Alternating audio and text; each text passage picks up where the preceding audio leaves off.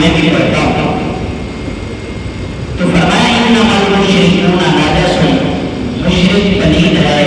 پلید قرآن کو ہاتھ نہیں لگا سکتا. لا یمسہ الا المطہرون، قرآن کو وہی چھو سکتا ہے جو پاکیزہ اور صاف ستھرا ہے. حضرت عمر نے غسل کیا، تیاری کی، فرمایا کہ میرے گلے میں کپڑا ڈالو اور مجھے اس نبی کے دربار میں لے چلو جہاں ابو بکر آیا تو صدیق اکبر بن گیا.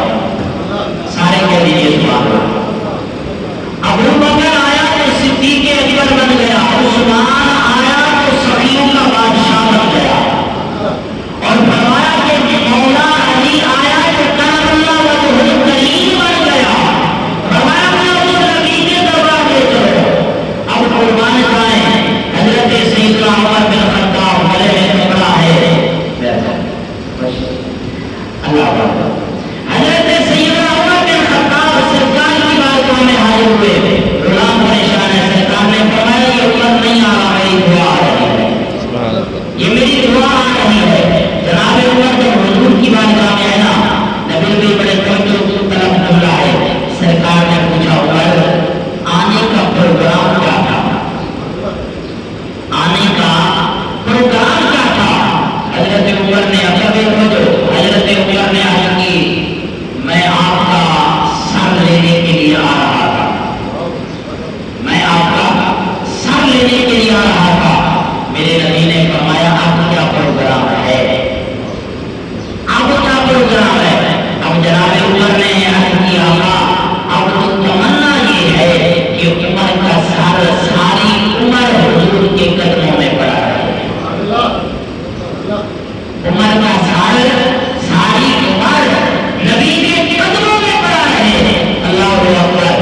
عمر کے اسلام لانے میں جبریل امین آئے، سرکار کی بارگاہ میں حاضر ہوتے ہیں اور سرکار کی بارگاہ میں آ کر مبارک پیش کرتے ہیں کہ آقا مبارک کو عمر آ گیا. نماز کا وقت ہو گیا. اب سارے غلام اندر جانے لگے نماز پڑھنے کے لیے. جب حضور علیہ السلام جانے لگے نا تو حضرت عمر نے سرکار کی بارگاہ میں عرض کیا آقا کیا ہمارا مذہب سچا نہیں ہے؟ کیا دین اسلام سچا نہیں ہے؟ کیا آپ سچے نہیں ہیں؟ کیا ہمارا حق سچا نہیں ہے؟ اللہ کے نبی نے فرمایا بے شک سچے ہیں. حضور پھر یہ نماز چھپ کے کیوں پڑھنی؟ سرائے کے لیے کہاوتیں کر گئی دل جو ہوئے ساتھ کے چوک پہ کھڑا نہ جائے. جب ہے سچے پھر کیا ضرورت ہے چھپنے کی؟ حضور آئے کعبے میں نماز پڑھیں گے. اللہ اکبر. اب جملہ سنیے، میرے کریم آقا نے فرمایا یہ جو پہلے جتنے آئے ہیں نا یہ سارے تھے فقیر، جو کچھ انہیں کہا جاتا تھا یہ وہ کرتے تھے. اب تو جو آیا ہے نا رب سے تجھے جو مانگا ہے کہ ایک ڈنڈے والا بھی ہونا چاہیے، ایک ڈنڈے والا بھی ہونا چاہیے تاکہ ڈرتے دروازے والا بھی ہونا چاہیے. اب حضرت عمر رضی اللہ تعالیٰ عنہ تلوار نکالی. سرکار آپ نماز پڑھے میں چوکی دارا کرتا ہوں، میں غلامی کرتا ہوں. اللہ اکبر. حضرت عمر چوک میں کھڑے ہو گئے اور اعلان کیا، یہ نہیں کہ چھپ کے کھڑے ہو گئے، اعلان کیا کہا جس نے اپنی بیوی کو بیوہ کرانا ہو آ جائے، جس نے بچوں کو یتیم کرانا ہو آ جائے. اللہ اکبر. لوگ کہتے ہیں کہ پہلے تو دروازے بند ہوتے تھے، آج انہوں نے کھڑکیاں بھی بند کر دی ہیں. کیوں؟ فرمایا کہ عمر جب تک زمانہ جاہلیت میں مشرکوں کے ساتھ کھڑا تھا وہاں بھی ڈٹ کے کھڑا تھا، اور جب نبی کے غلاموں میں آیا ہے تو پھر بھی ڈٹ کے کھڑا ہو گیا. اللہ اکبر. میرے کریم آقا علیہ السلام کے غلاموں عمر کی آرزو ہے کہ ساری عمر کا سر نبی کے قدموں میں رہے. اور کہنے والے نے بڑی کمال کی بات کی، کہتے ہیں کہ سرانے سودے ہو جانے، سرانے سودے ہو جانے، سرانے سودے ہو جانے، جدوں سردار مل جانے، سرانے سودے ہو جانے، جدوں سردار مل جانے، سرانے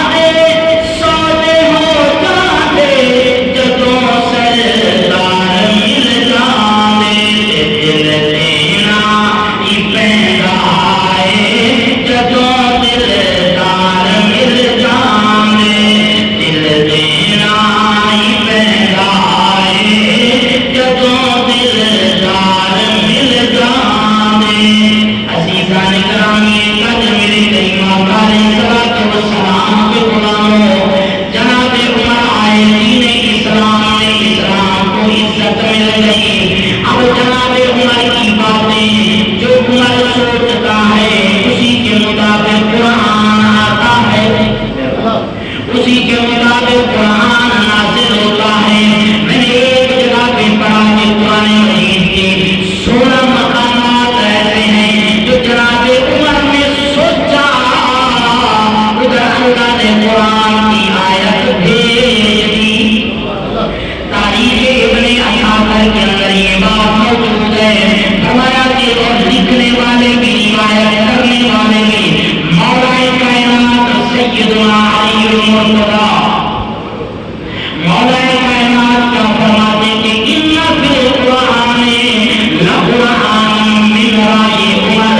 فرمایا کہ اللہ کے قرآن میں بہت ساری آیات ایسی ہیں جو جناب عمر نے سوچا, اللہ نے قرآن بھیج دیا. اب جناب والا اور کیجیے گا کہ جسے میں چنوں جسے آپ چنیں وہ بڑے اعتماد والا کامیاب ہم کہیں گے بندہ بڑا کامیاب اچھا ہے اعتماد والا ہے. لیکن ذرا سوچیے جسے نبی نے چنا ہو, بلکہ میں یوں کہہ دوں کہ جسے خود خالق کے کائنات نے چنا ہو وہ تمہاری کتنی شان والا. اب ایک مقام ایسا بھی آیا حضرت عمر نبی کے ساتھ کعبہ شریف کا طواف کر رہے ہیں. طواف مکمل ہوا, مقام ابراہیم پہ آئے جہاں جناب ابراہیم علیہ السلام کے قدم شریف لگے ہیں. حضرت عمر نے نبی کی بارگاہ میں عرض کیا تھا میرا من کرتا ہے کہ یہاں پر دور کا نماز پڑھ لوں. سارے کہتے ہیں سبحان اللہ. دور کا نماز پڑھ لوں. میرے کریم آقا کے غلاموں میرے جوان نبی ابھی خاموش تھے, اللہ کا قرآن نازل ہو گیا. رب فرماتا ہے فاتخذوا من مقام ابراہیم مصلی. فرمایا معمول جو کوئی بھی طواف کرنے کے لیے آئے, جو کوئی بھی عمرہ کرنے کے لیے آئے, فرمایا جب طواف مکمل کر لے مقام ابراہیم پہ آ کے 2 رکعت نماز نفل ادا کرے. عمر کی بات ہے, عمر کی بات ہے. اب جناب والا آگے چلیے. ایک وقت وہ بھی آیا کہ نبی کی بارگاہ میں ابھی بردے کا ہوا نہیں تھا. نبی کی بارگاہ میں نبی کی گھر والیاں مومنوں کی مائیں تشریف فرما ہوگی.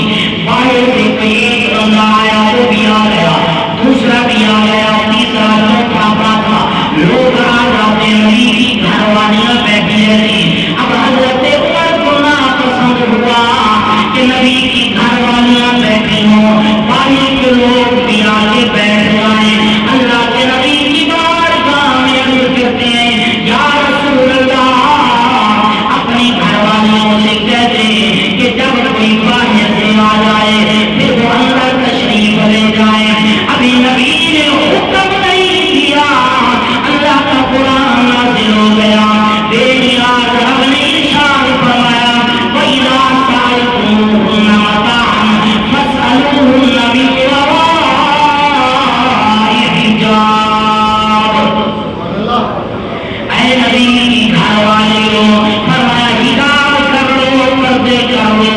جناب والا روایت تھی حضرت عمر کی کہ جو عمر سوچتا ہے اللہ کا قرآن آتا ہے. اب آگے چلیے میرے کریم آقا کے غلاموں, نبی کی بارگاہ میں حضرت ام المؤمنین اما عائشہ کا واقعہ بھی پڑھیے. جب دشمنوں نے بہتان لگایا اور بعض تو اپنے بھی تک لگا جاتے ہیں, وہ بھی دشمنوں کے ساتھ مل جاتے ہیں. اب جناب والا میرے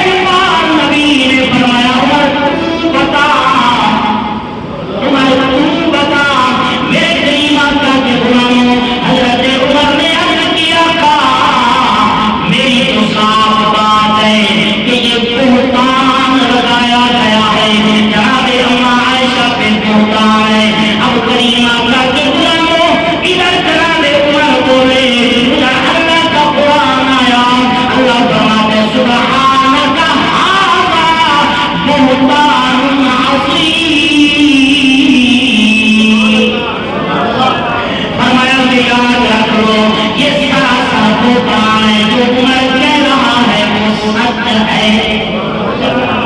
اب کریمہ کا کے غلاموں توجہ کیجیے گا، نبی کے زمانے میں ایک منافق تھا، نام تھا جس کا حضرت جناب والا عبداللہ بن ابی بن سلول، نمازیں بھی نبی کے پیچھے پڑھتا، بغیر یعنی امام کے پیچھے چلتا، یعنی نمازیں بھی پڑھتا تھا، نمازیں پڑھ کے پھر غیبتیں چغلیاں بھی کرتا، لوگوں کو یوں کہتا۔ اب کریمہ کا کے غلاموں جب یہ مرا، اس کا بیٹا مسلمان تھا اور سچا صحیح العقیدہ مسلمان، نبی کا غلام صحابی رسول تھا۔ اب اس نے تمنا کی کہ نبی میرے باپ کا جنازہ بھی پڑھائے، نبی میرے باپ کو اپنا کتا بھی عطا فرمائے۔ اب اس کے پیچھے بھی علماء نے کچھ باتیں لکھی ہیں، حضور جانتے تھے کہ حضور رحمت للعالمین ہے، حضور مہربان ہے، حضور رحمت للعالمین ہے، لیکن کریم آقا کے غلاموں غور کیجیے گا، اللہ کے نبی علیہ الصلوۃ والسلام نے تیاری کر لی، حضرت عمر چاہتے تھے کہ نبی منافق کا جنازہ نہ پڑھائے، نبی منافق کا جنازہ نہ پڑھائے، دعا نہ مانگے، اور جو اپنے نبی کے ساتھ مخلص نہ ہو اس بے حیا کا جنازہ کیسا، جو امام کے پیچھے باتیں کرے اس کا جنازہ کیسا۔ اب کریم آقا کے غلاموں حضرت عمر نے ادھر خیال کیا، بلکہ نبی کی بارگاہ میں عرض کیا، میں چاہتا ہوں کہ آپ جنازہ نہ پڑھائیں، کرتا بھی نہ دیں، لیکن حضور کو پتا تھا کہ میرے کرتا دینے سے 1000 مسلمان ہو جائیں گے۔ اللہ اکبر جناب والا، پھر اللہ کے قرآن کی آیت آ گئی، رب کریم نے ارشاد فرما دیا، ولا تصلی علی احد منهم مات ابدا ولا تقم علی قبره۔ اے اللہ کے نبی، آئندہ کسی منافق کا جنازہ بھی نہیں پڑھنا، اس کی قبر پہ بھی نہیں جانا۔ منافق تو پھر منافق ہے، اس کی قبر پہ بھی نہیں جانا، اس کا جنازہ بھی نہیں پڑھنا۔ اب کریم آقا کے غلاموں کہ حضرت عمر رضی اللہ تعالیٰ عنہ کی رائے تھی، اللہ کا قرآن نازل ہو گیا، ادھر میدان بدر سجا، صحابہ چاہتے تھے کہ ہم ابھی لڑائی کرنے نہ جائیں، حضرت عمر کھڑے ہو گئے، سرکار کی بارگاہ میں عرض کیا تھا اگر آپ اجازت دیں تو میں بات کروں۔ اب صحابہ کے سامنے حضرت عمر کھڑے، حضرت عمر نے فرمایا، او میرے نبی کے غلاموں، او میرے کلاس پہلو، او میرے پیر بھائیوں سن لو، ہم نے تیروں سے نہیں لڑنا، ہم نے تلواروں سے نہیں لڑنا، اگر ہم نے لڑنا ہے تو نبی کی دعاؤں سے لڑنا، نبی کی دعا سے ہم جیت پائیں گے۔ اب جناب والا ادھر حضرت عمر نے بات کی، ادھر اللہ کا قرآن آ گیا، اللہ کا قرآن آ گیا۔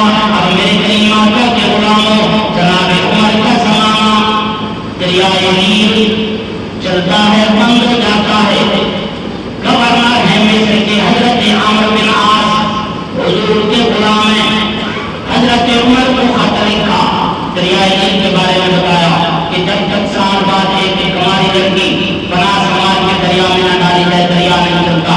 حضرت عمر نے قلم لی، کاغذ لیا، لکھا اور فرمایا کہ جو خط لے کے آیا نا اس سے کہا کہ دریا میں ڈالنا، فوراً نکلنے کی کرنا، دریا میں ڈالنا، فوراً بھاگ جانا، رکنا نہیں ہے۔ اللہ اکبر۔ اب جناب والا اس نے دریائے نیل میں خط ڈالا، دریائے نیل میں خط ڈالا، خط ڈال کے وہ کہتا ہے کہ میں فوراً بھاگا، اگر چند سیکنڈ بھی رک جاتا